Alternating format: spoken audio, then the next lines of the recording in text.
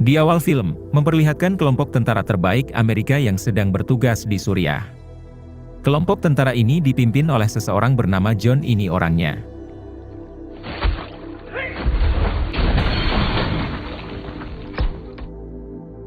Tak lama kemudian John dan kelompoknya didatangi ketua CIA yang bernama Robert. Di sini Robert meminta bantuan John agar John dan kelompoknya mau membebaskan Sandra yang saat ini sedang ditawan oleh tentara Suriah. Tanpa pikir panjang, John pun menyetujui permintaan Robert dan langsung melakukan misinya.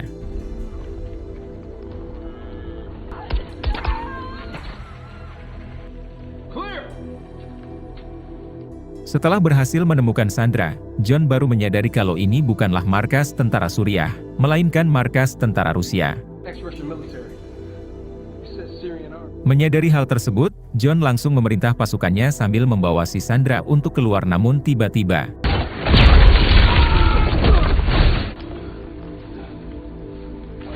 karena ledakan itu, satu anak buah John harus tewas dan John langsung balik menyerang mereka semua.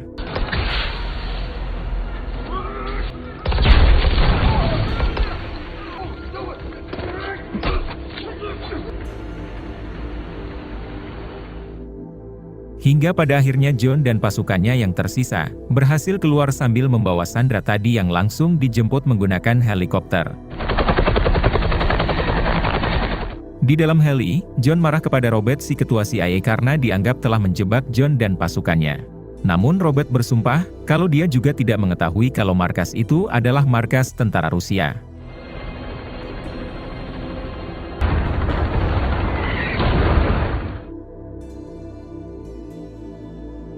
3 bulan kemudian memperlihatkan John yang saat ini sedang cuti dari militer.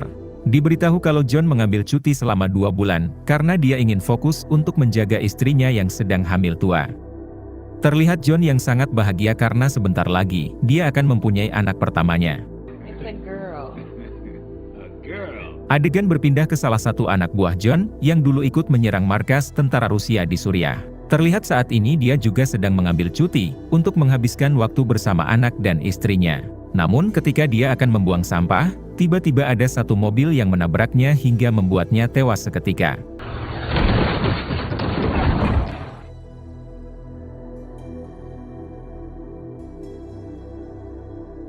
Malam harinya kita diperlihatkan lagi anak buah John yang lain, saat ini sedang berada di dalam mobilnya.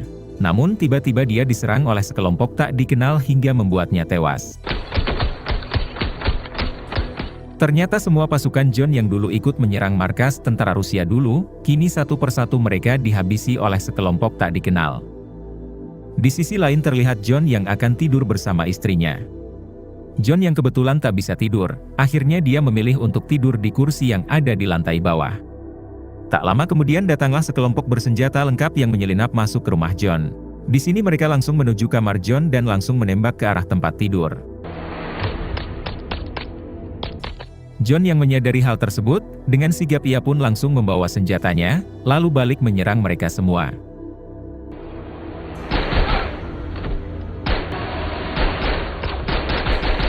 Di sini John berhasil melumpuhkan mereka, namun sayangnya dia harus tertembak. Saat ini yang tersisa hanyalah ketua dari kelompok itu. Terlihat si ketua yang kehabisan peluru, ia pun memilih kabur dari rumah John.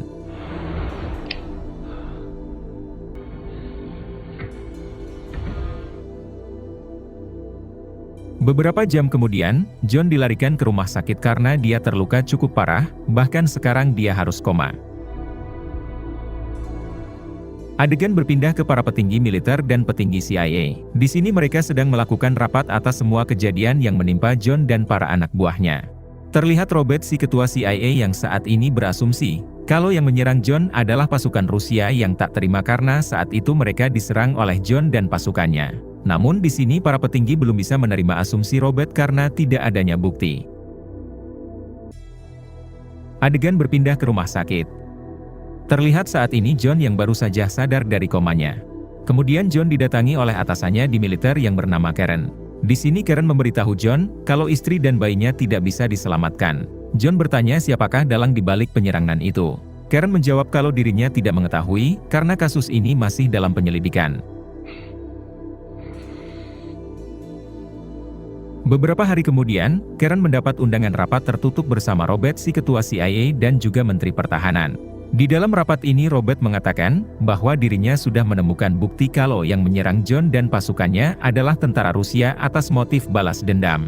Namun sayangnya kasus ini akan ditutup begitu saja, karena Amerika tidak ingin ada masalah dengan Rusia. Terlihat Karen yang mendengar hal itu seperti tidak terima dengan apa yang dikatakan Robert. Adegan berpindah ke John. Terlihat saat ini John yang terus berolahraga untuk mengembalikan kebugaran tubuhnya. Selesai berolahraga, John pun didatangi oleh Karen. Di sini Karen memberitahu John kalau pelakunya adalah tentara Rusia, namun sayangnya kasus ini sudah ditutup. Karen yang berpihak kepada John, ia pun memberi foto ketua kantor pembuat paspor yang bernama Dicky. Karen mengatakan kalau Dicky lah yang membantu tentara Rusia masuk ke Amerika. Dan kemungkinan besar, Dicky mengetahui siapa kelompok yang telah membantai keluarga John dan pasukannya. Malam harinya John kembali ke rumah untuk mengambil persenjataannya karena sekarang, John akan memburu Dicky. Tak lama setelah itu, John mendatangi Dicky dengan berpura-pura mabuk berat. Di sini John gagal menemukan Dicky karena dia dijaga sangat ketat. Kemudian John melihat Dicky yang menaiki mobil bersama pengawalnya. Dengan sigap John langsung mengikutinya dan inilah yang dilakukan John.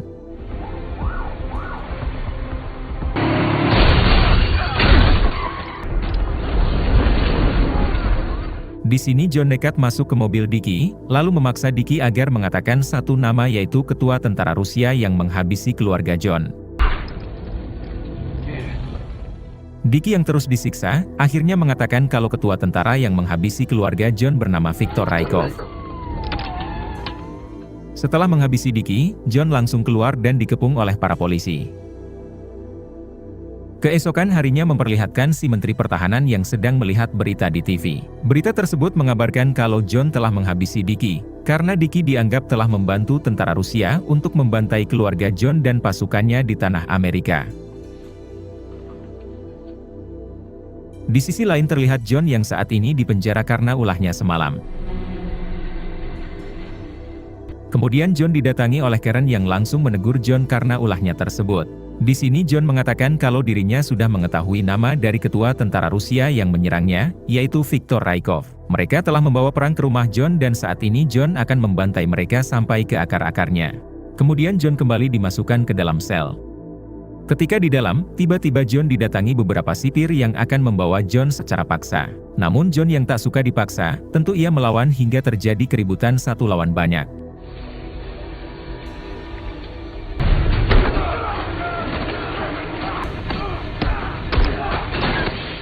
Setelah semua sipir itu pergi ketakutan, John didatangi oleh kepala sipir dan menjelaskan kalau kedatangannya karena diperintah oleh Menteri Pertahanan untuk membawa John. Mendengar hal tersebut, akhirnya John mau ikut untuk dibawa oleh mereka.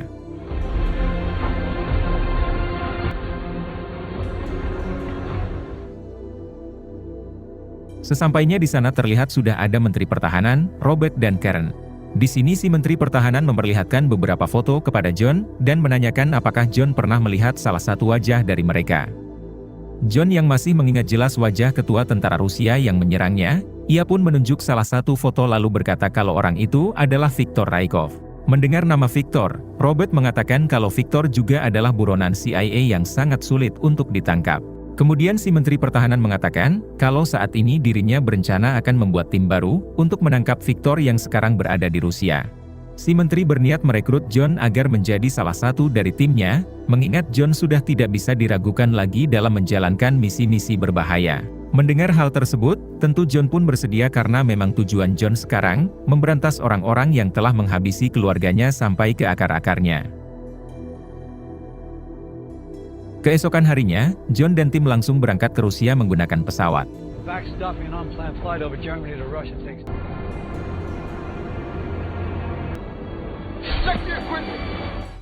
Di tengah perjalanan tiba-tiba pesawat John diserang oleh jet Rusia, hingga membuatnya terjatuh ke laut.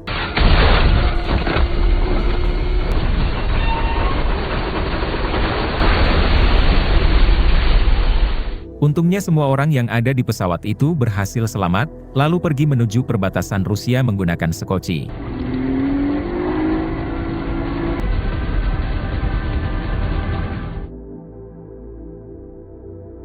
Sesampainya di sana, John dan tim langsung menuju ke salah satu gudang yang sudah mereka rencanakan. Di sini John mengatakan kalau jatuhnya pesawat mereka adalah keuntungan. Karena saat ini semua orang akan mengira kalau John dan tim sudah mati, dan hal itu akan memudahkan mereka untuk masuk ke markas Victor. Kemudian John menanyakan kepada Karen yang kebetulan ikut menjalankan misi ini, kenapa Robert tidak ikut dalam misi ini.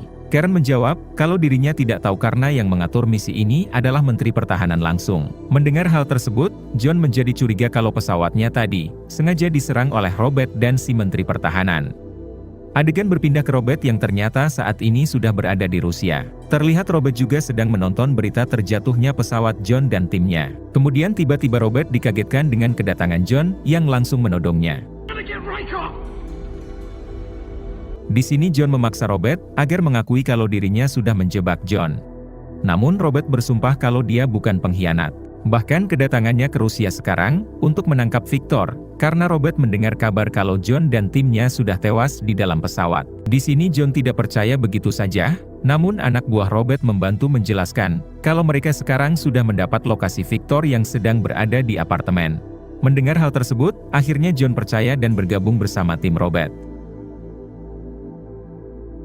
Malam harinya John dan tim Robert langsung mendatangi apartemen tempat persembunyian Victor.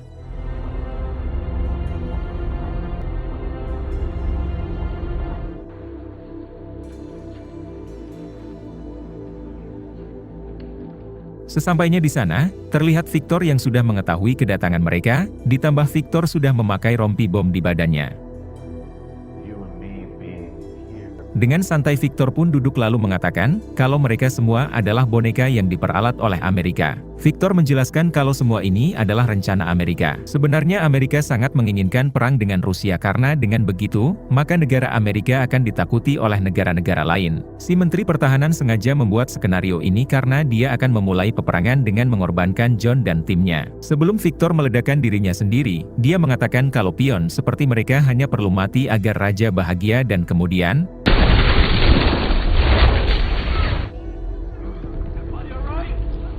setelah Victor meledak, John dan tim harus diserang oleh sniper yang membuat satu anak buah John tertembak.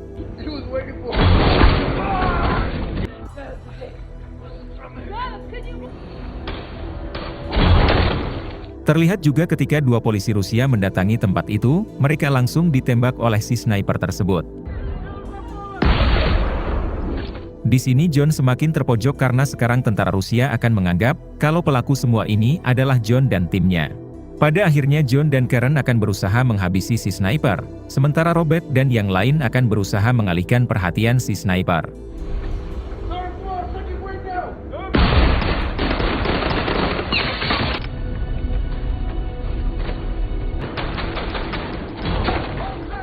Pada akhirnya John dan Karen berhasil menghabisi si sniper.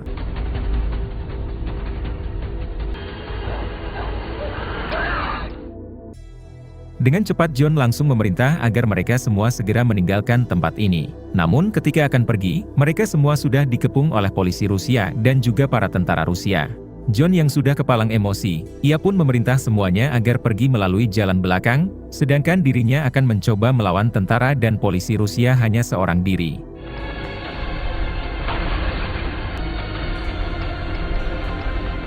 Terlihat Karen, Robert dan semua timnya yang berhasil pergi dari sana. Sementara John harus berperang melawan puluhan musuh.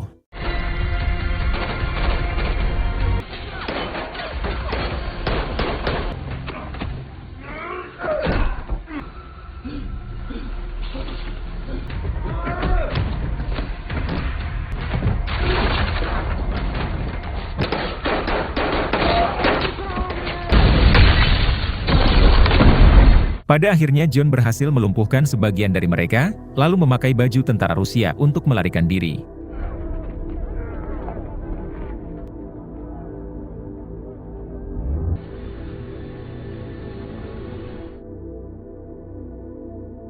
John berhasil sampai ke dermaga, lalu dibawa oleh Robert dan semua timnya untuk kembali ke Amerika.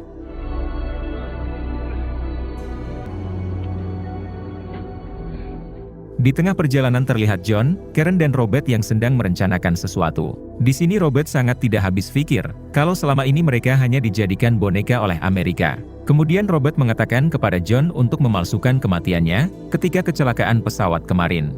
Karena hanya dengan begitu, John bisa dengan leluasa untuk memburu si Menteri Pertahanan yang merupakan dalang di balik semua ini.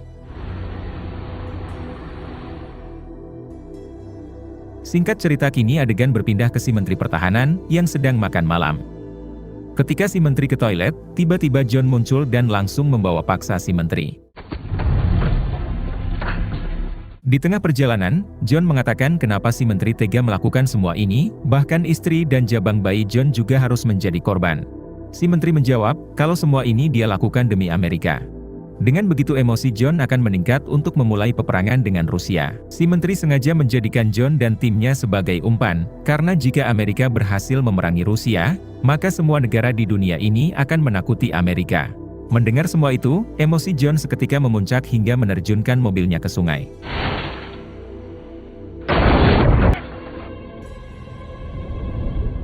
Di sini si Menteri akhirnya tewas kehabisan nafas, sementara John berhasil selamat. Keesokan harinya si Menteri pun dinyatakan tewas akibat kecelakaan tunggal. Sementara John terlihat dinyatakan tewas karena kecelakaan pesawat. Kemudian jasad John palsu dikuburkan tepat di samping kuburan anak dan istrinya. Yang padahal, saat ini John berada di dalam mobil bersama Karen. Adegan berpindah ke Robert. Terlihat saat ini Robert sedang memberikan bukti pengakuan si Menteri Pertahanan kepada Presiden Amerika melalui rekaman suara. Di dalam rekaman itu, terdengar suara si Menteri yang sedang mengakui semua kejahatannya sebelum tewas kepada John.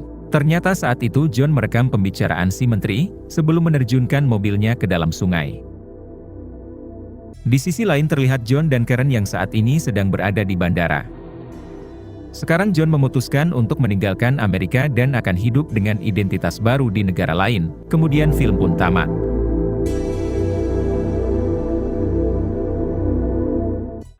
Terima kasih yang sudah menonton sampai akhir. Semoga kalian diberi rezeki yang berlimpah.